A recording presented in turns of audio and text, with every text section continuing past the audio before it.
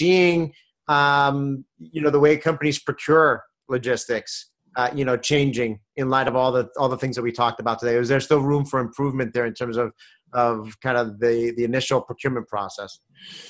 It's odd you mentioned Vested, because you're right, I'm a big fan of it. And then you mentioned the procurement process, because unfortunately, I think they're kind of going in the wrong direction instead of in more of a convergent direction.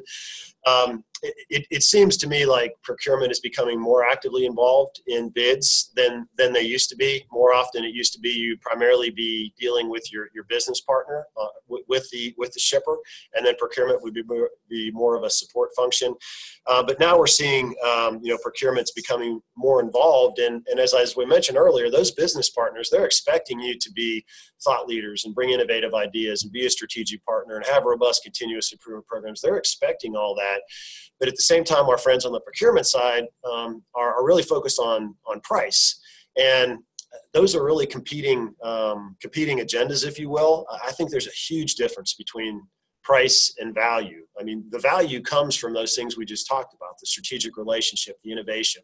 I think that comes from looking out over the length of that 3 or 5 year agreement and say, what is this 3PL partner going to bring to me, as opposed to price, which is I need cost savings right now.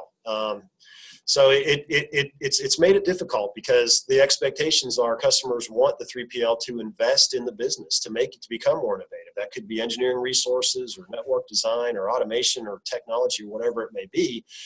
But as I mentioned just a few minutes ago, if there's not a clear path for the 3PL to get their return on that investment, then it's not going to work. So, I think models like Vested and other creative commercial structures are helping to bridge that gap, so that the 3PL is set up to put skin in the game, which customers fairly expect us to. If we don't perform, then we shouldn't benefit the way we expect it to. But at the same time, there needs to be the opportunity to benefit through additional profits if we're exceeding expectations.